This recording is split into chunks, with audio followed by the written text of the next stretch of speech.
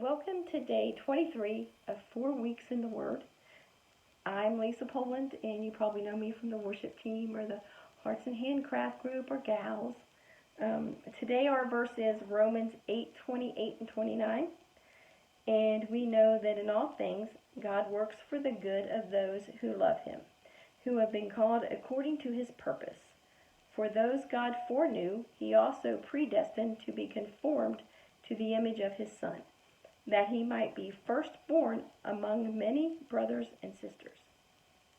Two things really stand out here. God works for the good of those who love Him.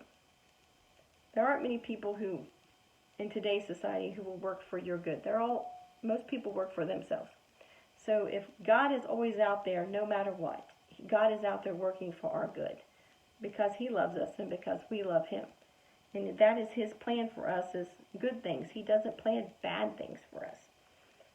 So the other thing that stood out was those God foreknew. I don't know about you, but I'm not quite sure how you foreknow somebody. I mean, nowadays you can kind of look them up on the internet. You know their name, you look them up on the internet, you stalk them on Instagram or Facebook, and you learn some things about them. But you still don't really know them. You just kind of know some information about them. But God foreknew us. And the only way for God to really foreknow us was because He created us. So Jeremiah 1:5 says, I knew you before I formed you in your mother's womb. Before you were born, I set you apart and appointed you as prophet to the nations. So He created everyone. So He created everything.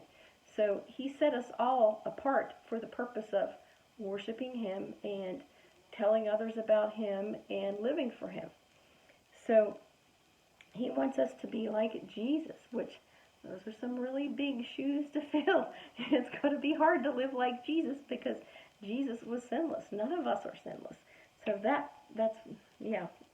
we can't live sinless. That's just not how humans are formed. But if you had siblings, there's always one sibling that's good at everything. That was my sister. She's 4 years older than me. And, she was a straight A student, and she never had any troubles with anything.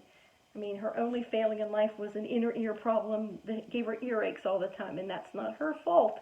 So, those were big shoes to follow, but it was handy to follow those big shoes because when I got to be a senior or junior in high school and had to take chemistry class, I called her up at college and said, hey, how do you do this?